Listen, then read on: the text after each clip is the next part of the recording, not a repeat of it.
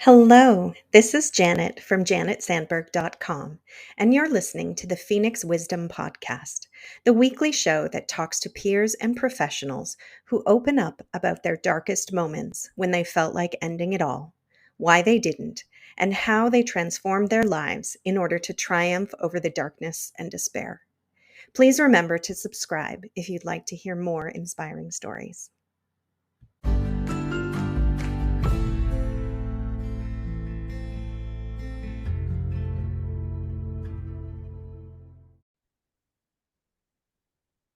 Hello and welcome to Phoenix Wisdom, where we share inspiring stories of transformation and triumph. Today, I am talking to my beautiful friend Celeste, who has helped me through lots and lots of things, and I'm sure her story will help you too. Welcome, Celeste. Can you just introduce yourself a little bit to the people? Thank you. I'm so happy to be here, Janet. I live in Newmarket, Ontario with my two kids, and they are 4 and 10. And I am an author and a mentor for mostly spiritual and soulful entrepreneurs, people with a bit of holistic side usually. And yeah, that's me. Wonderful. Thank you.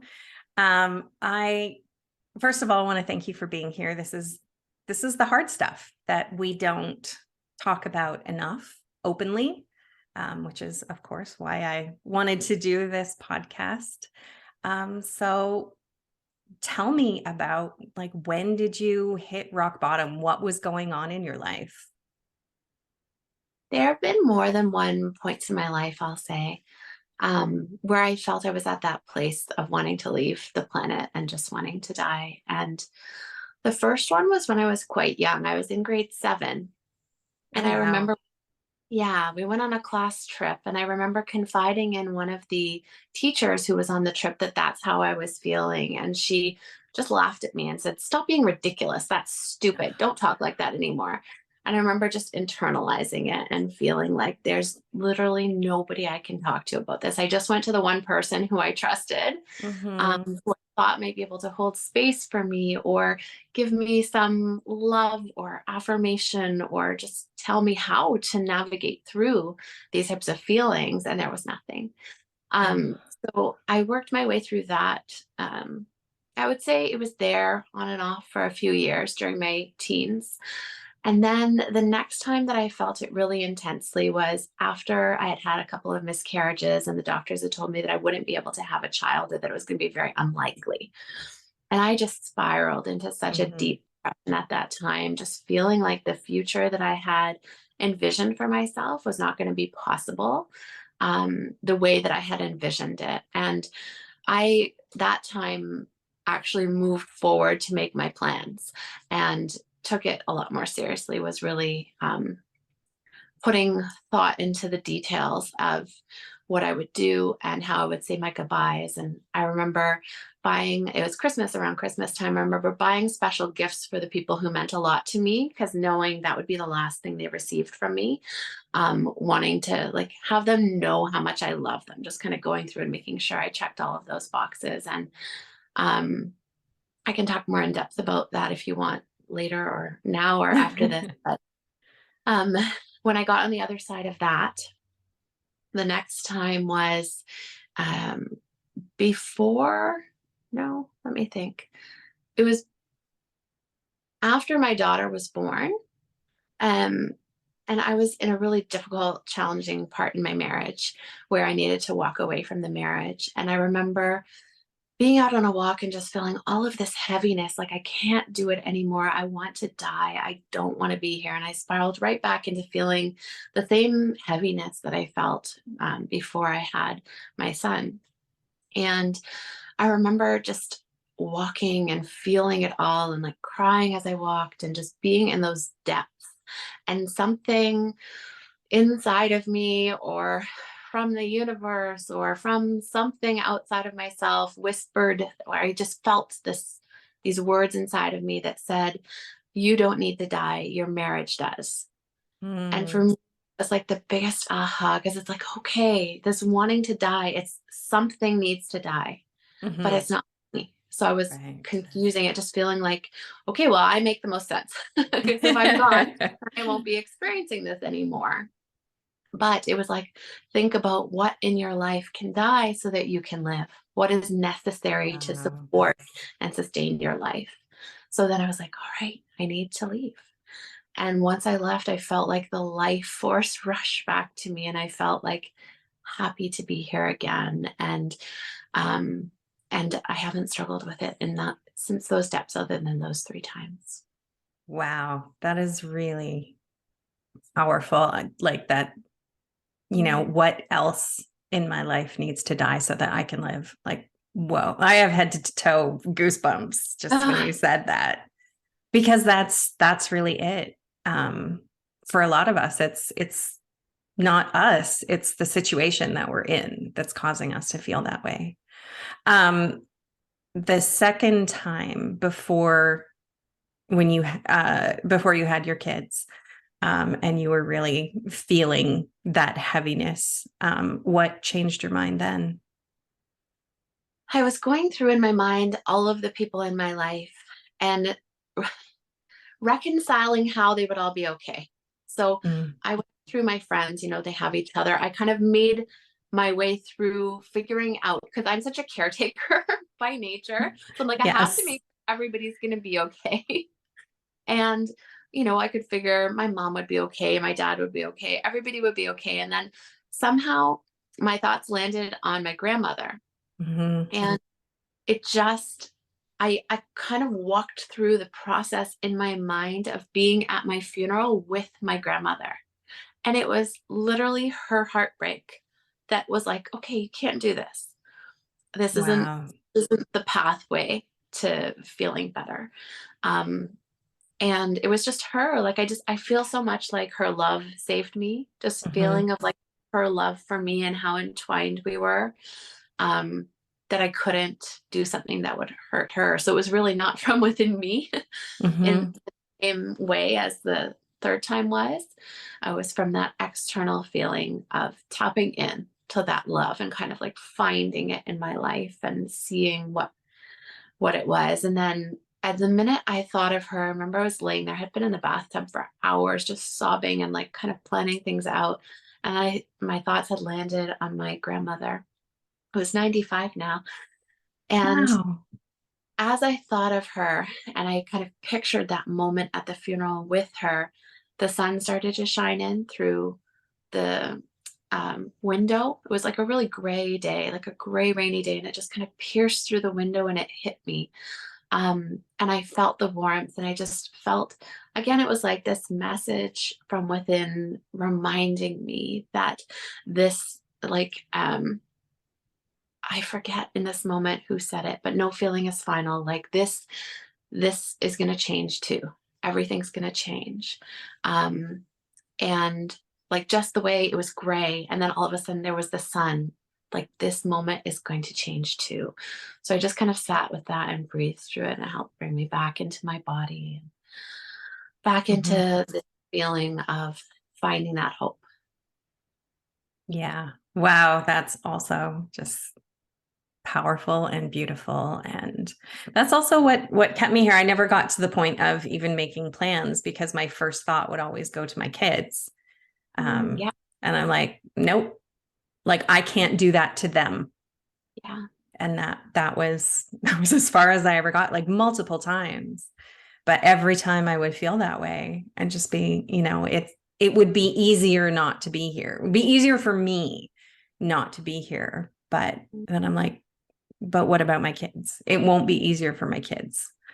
And that's always what brought me back Yeah. was, somehow. And so then I'd go back to, what needs to change. Um, and I also thought there's a quote, I don't know who it's by, but it's something, it's super cheesy and it goes around social media and memes, something like, it's always okay in the end. So if it's not okay, it's not the end. Yeah. Something like that. which, I think is cheesy and very superficial, but it's also very true. Like, it's not okay, but that doesn't mean it has to end. It just means that something needs to change. And like you said, something needs to die so that you can live. Yeah. Yeah. So tell us about, what happened after, you changed your mind, and you've been through this a few times. And you're still here. Thank goodness. I don't know what I would have done without you at some of those phases in my life. But what brings you joy now? Why are you glad that you're still here? What amazing things are in your life now? Yeah. Oh, that's a beautiful question. I think in terms of, let's see, the time before I had my son, when I was really battling with this, a lot of it was around that feeling of my life can't look how I thought it was going to look. I can maybe never have children. And that was really something that mattered so deeply to me. I had always envisioned myself as a mom. And some part of me had to reconcile that, um, even though I ended up being able to conceive, before that happened, I decided to um, sign up for adoption and go through the process. And we had the home study, and we went through the process of how can we become adoptive parents. And I just had this feeling of like, my child will find me, even if it's not through traditional means, even if it's not through my body, somehow my child will find me. But I always think in retrospect of that time, how much I would have missed if I had chosen to leave at that moment when I couldn't see the hope. And it's just because sometimes we get so stuck in the vision that we have of how things can happen. And we Mm-hmm. don't understand that there are actually 5,000 other ways that things can happen. And there's space for miracles, and there's space for things to change in ways that you can't anticipate or predict, and in ways that you couldn't have written that story that way, right? It's like the universe almost has this other story that you hadn't even imagined. Mm-hmm. And I think I would have missed being a mom. I would have missed having my son, and like the miracle, it was a high risk pregnancy. So I was on bed rest the whole time with him, and it was like touch and go, and like, is this going to happen? And is he going to be okay? And am I going to be okay? Even if it's okay. Um, and then to like hold him in my arms and feel like I'm so glad that something kept me here, so that the one thing that I've been longing for would now be in my arms. So it's like that I'm so glad Mm-hmm. I missed that. And then certainly my daughter as well. Those are two of the big things. And then lifelong dreams that I've had, like publishing my first book, right? It was something that I'd had on my heart for so long. And I, Yes. I didn't see a pathway forward. It felt very scary to me. Um, and that I would have missed that. And I would have missed I think the ripple effects of that too, right? You think you stay and you have the courage to breathe through this and take the next step even when it's hard, and move forward even when you don't know what's coming. And life shows you how it can use you, and how that can ripple out to touch other people's lives. And then someday somebody says to you, I heard your story and it helped me to stay when I felt like I couldn't stay. And it's like, okay, it's all coming together, and it's all happening on purpose, and it's not a mistake. Mm-hmm. Yes. And speaking of ripples, I just realized when I asked you that question, the first thing I said was, what brings you joy? Which is a question that you asked me one time. I don't know how many years ago that was. And I was so confused by the question when you asked me that. I was like, what do you mean, what brings me joy? Like, what does that even mean? Like, I was Uh, so far removed from a space where I even knew what joy was and how to find it and look for it. And so mm, that took me down a whole different rabbit hole of trying to figure out what joy was, and that it was a thing that people had in their lives, yeah. because I certainly didn't have any of it. and just learning how to bring more of it into my life on purpose. And Mm. so, yeah, like I have, oh gosh, I'm getting teary. I have you to thank for that. Oh, that's beautiful. Like Yeah. this So, remembering, right? Like, who even am I? What do I even want? What makes me light up? And then, like, the blessing that it is to have the freedom to then, when you feel it or find it, to pursue it. mhm, And that's yeah. something like that after, I think it was after my daughter was born, I started painting again. It's like, oh, this brings me a lot of joy. I don't necessarily, I'm not doing it for work purposes, but it's like, this brings me peace. This brings me joy. And allowing yourself to infuse that into your days, and to like not just have it be the monotony of going through the steps. And because I will say, like, as much as my children um, are something that I wouldn't want to, people that I would not have wanted to miss, there are still hard times. There are still Mhm. moments when everything feels overwhelming. And I can even go back to those thoughts at times. And like you said, your children keep you here. I very much have felt my children keep me here as well. And I've not always thought it in a wonderful, happy way. I've thought it in a, oh, I wish I could Right. leave, but I Yes. can't. Um, and so that's just, it's like, life will still come, and there's still going to be hard moments, but there's going to be beauty that's beyond what you could have imagined. And um it's just not all one or the other. Mhm. Yeah. And oh, I just totally lost my thought of what I was going to say. Huh. Okay. Hopefully it'll come back. I think you were saying just not expecting it to go, the way that you thought it. And you said earlier, things could go 5,000 different ways and you can only imagine two of the very worst ones, And so just, give it time. It does get better. And oh, that's what I was going to say. Is that we were talking about feeling those feelings again when you go through the hard times, those feelings come back once you've been there.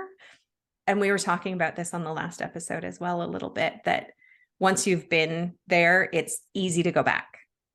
And just to recognize that that's your new baseline. Mm. Once you've been there, and your baseline is very, very low compared to most people.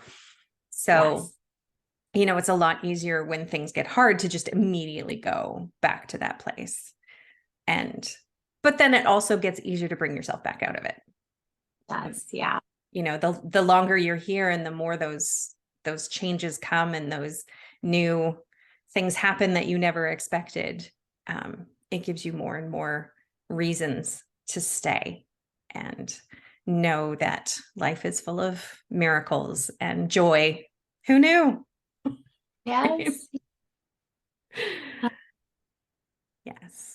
One of the things that I've really had to practice, I would say this came to me at the third time, is that I realized that what tended to happen when things got hard is I would always imagine the worst possible scenario. So, like, I'm going to leave my marriage and my children are going to be broken forever, and they're going to struggle, and it's going to be painful, and I'm going to hurt everybody. And it's going to, I can only imagine that. And then I remember Brene Brown talking about dress rehearsing tragedy and how great Yes. we had, and what if we could imagine the best possible scenario instead. So I would go on walks every day and I would imagine, what if my children thrive? What if they feel even stronger? What if they're even happier? What if this is the step they need me to take? And what if me honoring my soul and following that joy and peace and rightness for me actually connected to their joy and peace and rightness too, right? Like the highest good for their path as well. So it was like that reconciling. How do I learn to not imagine the worst thing all the time? Or if I do, at least allow myself to also imagine the best possible way that it could go. Mhm. Yeah. And to cut out that negative voice, when we do imagine the good thing and then immediately followed up with, but that'll never happen. Mhm. Why not? It has just as much chance of happening as all the terrible things that you imagine. Yeah. So why not allow yourself to imagine the good things that could happen, and allow yourself to be open to those 5,000 possibilities that you can't even imagine. No. No. Yeah. So beautiful. Well, thank you so much for being here, for sharing your story and shining your light in the world the way that you do, and rippling out to all of us that are out there. Yeah, Thank you. I think that's it. I'm just still sort of everything's kind of swirling around in my head of yeah, what you just said. It's just so powerful and beautiful, and thank you for being here. Thank you so much for having me, honestly, and thank you for doing this podcast, and the intentions that you have behind it are so powerful and necessary and needed in the world. I just feel like when I think of this podcast and you and the work that you're doing, I just imagine it as like water for people who are dehydrated. Like, just the world is so needing of this. And I think one of the big things with um, wanting to take your life is that there are so many people, I believe, who feel that way where you would never guess it. Mhm. So for somebody to be able to reach out and find this lifeline of support and being able to listen to you and to other people's stories and like find resonance with their own path, I think is powerful. Beautiful. Thank you. Thank you.